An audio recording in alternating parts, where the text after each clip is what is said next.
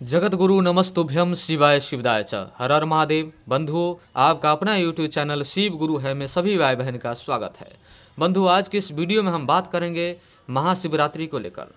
जैसे कि हम सभी लोग जानते हैं कि यही दिनांक 26 फरवरी 2025 बुधवार का दिन महाशिवरात्रि मनाया जाएगा।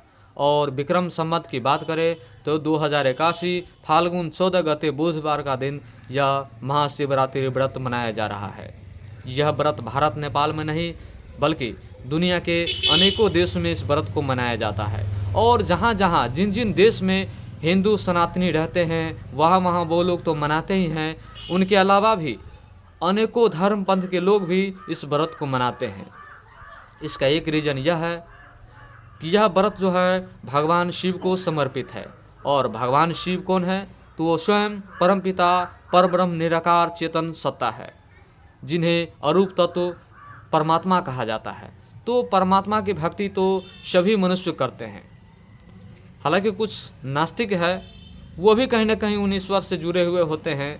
उनका एक अपना एक विजन है, अलग मत है। तो बताया जाए तो लगभग सभी लोग, चाहे विरोधाभास में हो चाहे स्वीकारता से हो, परमात्मा से तो जुड़े हुए रहते ही हैं। तो परमात्मा की हम सभी लोग पूजा करते हैं। भले ही हमारा आपका जो तौर तरीका है वो भिन्न हो सकता है, किंतु उनसे जुड़े हुए तो हैं, उनकी पूजा तो करते ही हैं। और परमात्मा यदि एक ही है तो कहीं ना कहीं हम लोग उन्हीं एक परमात्मा की पूजा कर रहे हैं अपने तौर तरीके से, और वह परमात्मा शिव है। तो हम सभी लोग उन परमात्मा की पूजा कर रहे हैं, उन शिव की पूजा कर रहे हैं। और यह शिवरात्रि जो है, इसे कहा जाता है कि इस दिन भगवान शिव और माता पार्वती की मिलन हुई, उनकी विवाह हुई। हमारे हिंदू सनातनी भाई बहन इस व्रत को विवाह उत्सव के रूप में भी मनाते हैं, क्योंकि इस दिन भगवान शिव और माता पार्वती की विवाह हुई, इसलिए विवाह उत्सव का दिन है। तो एक उत्सव के रूप में भी मनाते हैं। कई तरीका है इसको मनाने की। बहुत सारे लोग उपवास रख के मनाते हैं, कुछ लोग तो 24 घंटा निर्जलीय निराहार रह के मनाते हैं, तो कुछ लोग अल्पाहार करके भी इस व्रत को मनाते हैं, कुछ लोग तो खा पी के भी मनाते हैं। तो उनका अपना अपना इस व्रत को करने की विधि है, अपना अपना तौर तरीका है। तो इसमें साधारण से साधारण लोग भी और जो विशेष प्रकार की पूजा पद्धति को जानने वाले लोग भी इस व्रत को अपने अपने तरीका से मनाते हैं। तो इस व्रत को साधारण तरीके से मनाइए या जटिल तरीके से मनाइए, किंतु पूजा के जो परिणाम है उन परिणाम में कोई अंतर नहीं आने वाले हैं, क्योंकि वह परमात्मा जो है अपने पूजा पद्धति को एकदम सरल रखे हैं। और बताया जाता है कि शिव की पूजा से सरल विधि किसी भी देवी देवता का नहीं है, और देवी देवता का हो भी नहीं सकता है, क्योंकि परमात्मा शिव देवी देवता के श्रेणी में नहीं आते हैं, वो महादेव के श्रेणी में आते हैं। यानी कि ये शब्द ही कहता है कि देवताओं से ऊपर है, तभी तो उन्हें महादेव कहा जाता है। और वो परमात्मा है, इसीलिए वो कोई जटिल प्रक्रिया लगा भी नहीं सकते हैं, क्योंकि वो तो सभी का है। इसीलिए उनको तो सभी को जोड़ना है। जो अज्ञानी है, ज्ञानी है, कुछ भी नहीं जानता है या बहुत कुछ जानता है, उन सभी को वो है। कहा ही जाता है कि वो परमात्मा देवताओं को भी है और राक्षस को भी है, सभी उनको मानते हैं। तो वो तो सभी को है, इसीलिए वो तो कोई शर्त बंधन रख ही नहीं सकते हैं। इसलिए उनको पूजा करने की साधारण विधि भी है और जटिल विधि भी है, किंतु उनके परिणाम में कोई अंतर नहीं है। ये पूर्ण रूप से जान लेना चाहिए, क्योंकि वो परमात्मा है और वो परमात्मा अरूप तत्व निरंकार चेतन सत्ता है। तो वो शरीर में है ही नहीं, इसलिए किसी भोग वस्तु के वो महत्व दे ही नहीं सकते हैं। जो शरीर में होते हैं वो विशेष भोग वस्तु के महत्व देते हैं। जिनका शरीर ही नहीं है तो वो भोग वस्तु के उनके आगे क्या कोई मतलब ही औचित्य ही नहीं रह जाता है। इसलिए कहा ही जाता है कि उन परमात्मा को पूजा करने की जो विधि विधान है उससे हटकर एक सरल विधि भी बताई गई है कि आप उनको कुछ भी ना अर्पित करके, कुछ भी ना चढ़ा के, आप केवल एकाग्र होकर ध्यान चित्त में बैठकर उनको नाम का स्मरण कर लेते हैं तो पर भी उनकी पूजा हो जाती है। और पूजा में बताई जाती है कि आप यदि कुछ अर्पणी करना चाहते हैं तो उनको 1 लोटा जल और बेलपत्र अर्पित करके भी उनका पूजा का पूर्ण फल ले सकते हैं। और इसमें विशेष भी बताई जाती है, जैसे कि महाशिवरात्रि का जो व्रत आ रहा है, इसमें 4 पहर की जो रात्रि होती है तो चारों पहर में अनेक अनेक भोग वस्तु से अभिषेक करके पूजा की जाती है। जैसे कि बताया जाता है दूध से, दही से, घी से, शहद से, जल से इत्यादि से अभिषेक करके उनकी पूजा करते हैं। प्रत्येक पहर में प्रत्येक वस्तु से उनको अभिषेक करके पूजा करते हैं, यह भी एक विधि है। और जो लोग जिनको कुछ भी सामर्थ्य नहीं है वो केवल बेलपत्र और जल चढ़ा के पूजा करते हैं, तो परमात्मा उन दोनों को बराबर ही फल प्रदान करते हैं, वो भेदभाव नहीं करते हैं। ऐसा नहीं कि जो विशेष खर्चा करके उनको पूजा करते हैं उनको विशेष लाभ होते हैं। वो परमात्मा शिव जो है इसीलिए उन्हें औढ़रदानी कहा जाता है और वो सभी देवताओं से ऊपर की श्रेणी में उनको रखा जाता है। उन्हें महादेव कहा जाता है और उन्हें आशुतोष कहा गया है कि थोड़े से भक्ति में प्रसन्न हो जाना तो सबसे अलग है। तो इसलिए जटिल हो या साधारण रूप से हो, उन परमात्मा को यदि पूजा करते हैं, उनके व्रत करते हैं तो उनके परिणाम में कोई अंतर नहीं आएगा, वो उतना ही फल मिलेगा।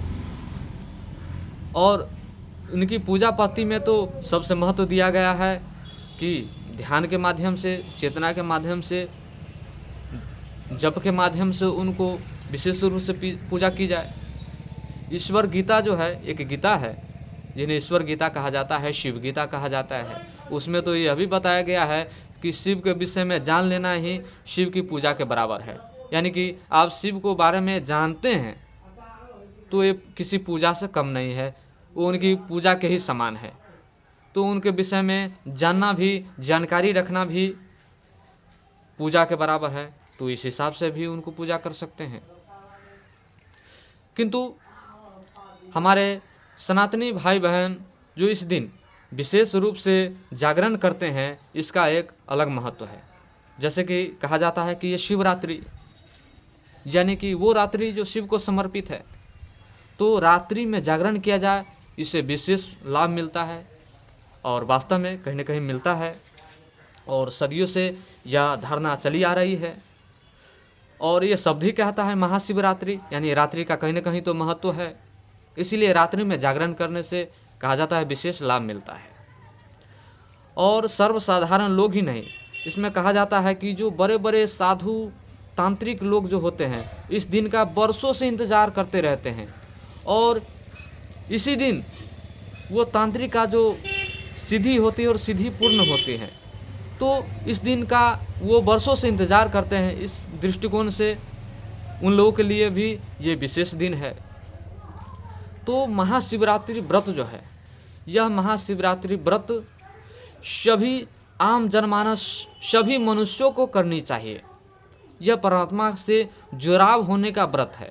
इस दिन बताया जाता है कि जागृत अवस्था में रहती है चेतना, और बताया जाता है कि इस दिन जब आप ध्यान करते हैं तो आप थोड़े से ही प्रयास में उन ईश्वर से कनेक्ट हो जाते हैं, क्योंकि वो परमात्मा ऑटोमेटिक जागृत अवस्था में रहते हैं, वो प्रसन्न रहते हैं और सब पर कृपा करने के लिए ही समझो एक प्रकार से वह परमात्मा ने इस रात्रि को बनाए हैं। ये ऐसा धारणा है। तो इस दिन आप कुछ भी करते हैं वो जल्दी उसका फल प्राप्त होता है, इसलिए इसका विशेष महत्व है। इसमें एक वैज्ञानिक दृष्टिकोण बताया गया है, कैसे अपने मन का जो है, चेतना का जो कनेक्ट होता है उन परमात्मा से। जैसे कि इस धरती पे 70% पानी लगभग बताया जाता है, ठीक उसी तरह हमारे मस्तिष्क में भी 70% पानी है। और जैसे जो चंद्रमा के जो प्रभाव से समुद्र में जो तरंग उत्पन्न होती है, यानी कि समुद्र एक जल है, तो चंद्रमा का जो प्रभाव जो जल में पड़ती है, यानी कि वो जल को प्रभावित करते हैं, तो जल तत्व तो हमारे मस्तिष्क में भी है, तो कुछ न कुछ तो प्रभाव करते होंगे। और वो चंद्रमा जो को है, वो चंद्रमा को स्वयं शिव धारण करते हैं। तो यानी शिव का जो शक्ति है, वो चंद्रमा शिव का ही शक्ति है। तो शक्ति जैसे उन समुद्र के जल में जो तरंग पैदा करते हैं, उनमें जो प्रभाव पैदा करते हैं, तो हमारे मन में भी जो जल तत्व, हमारे मस्तिष्क में भी जो जल तत्व है, उसको भी प्रभावित करते होंगे। तो यानी कि इनसे सीधा कनेक्ट होता है। तो इस दिन ज़्यादा प्रभावकारी होते हैं। महाशिवरात्रि के दिन जो काली रात्रि होते हैं, अमावस्या की रात्रि होती हैं, पूर्ण रूप से अंधेरा होते हैं, चंद्रमा छुपी होती है। तो इस दिन जो है, जैसे समुद्र में विशेष हलचल होती है, ठीक उसी प्रकार हमारे मन मस्तिष्क में भी विशेष हलचल पैदा करते हैं। तो यानी कहीं ना कहीं यह हमारी ऊर्जा और उन ईश्वर की ऊर्जा से एकाकार होते हैं। इसीलिए इससे इस दृष्टिकोण से भी इस दिन का विशेष महत्व बताया गया है। और ये साधक का जो दृष्टिकोण है, कहीं ना कहीं इससे कनेक्ट होता है। वो अपनी साधना को जो जागृत करते हैं और उन ईश्वर तत्व से अपनी ऊर्जा को जो कनेक्ट करते हैं, और ये सहजता प्रदान होती है इस दिन। तो ये धारणा कहीं ना कहीं ये वैज्ञानिक धारणा है। इसीलिए आज के दिन ही वह साधक लोग अपने जो साधना को पूर्ण करते हैं। ये मान्यता वैज्ञानिक दृष्टिकोण से भी हमें समझ में आता है। तो इस कारण से भी ये महत्व है। तो इस व्रत को हम सभी लोगों को करना चाहिए, और इस व्रत को पूर्ण लाभ लेने के लिए, यानी कि शिव की भक्ति को पूर्ण रूप से प्राप्त करने के लिए जो एक विशेष महत्व बताया गया है, वो सबसे ज़रूरी है। मैं संक्षिप्त में बताना चाहूँगा। आप यदि शिव के भक्त हैं, यदि आप शिव को पूर्ण रूप से प्राप्त करना चाहते हैं, तो आपको पूर्ण रूप से उन शिव को स्वीकार करना होगा। यदि आप पूर्ण रूप से उन शिव को स्वीकार नहीं करते हैं, केवल अपनी कामना हेतु उन शिव से जुड़े हुए हैं, तो आपको कामना भी पूर्ति होगी, किंतु जो वास्तविक फल जो है, उस फल से आप वंचित रह जाएंगे।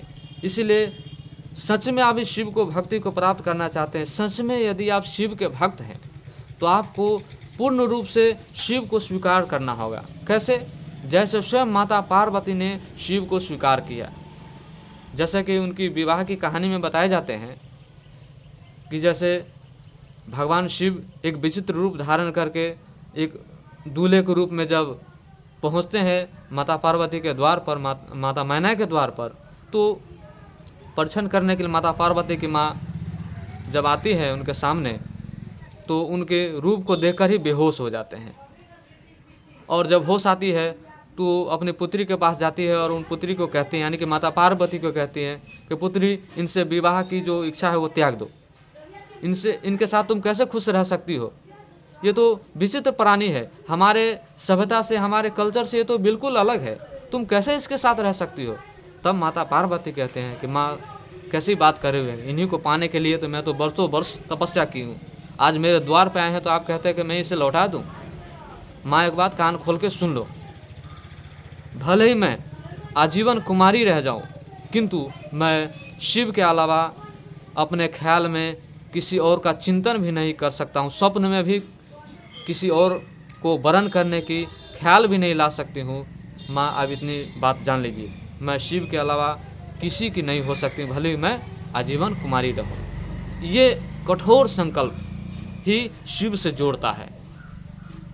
तो जो ही माता ये संकल्प लेती है कि मैं शिव के अलावा तो किसी और को चाहूँगी ही नहीं, तब भगवान शिव अपनी लीला को समेटते हैं और वहाँ पर वो सुंदर रूप धारण करते हैं, जिसे शशि शेखर के नाम से जाने जाते हैं। कुछ इसी तरह कहानी में बताई गई है, यानी कि चंद्रमा के समान, शशि माने चंद्रमा, चंद्रमा का समान वो खिल उठते हैं उनका रूप, इसीलिए उन रूप को शशि शेखर कहा गया है। तो वहाँ पर एक नाम भगवान शिव का शशि शेखर भी है। तो यहीं पर समझने वाली बात है, यदि आप शिव को प्राप्त करना चाहते हैं तो आप स्वयं माता पार्वती की जो विचारधारा है, उस विचारधारा पे आपको चलना होगा, यानी कि आप माता पार्वती बन जाइए।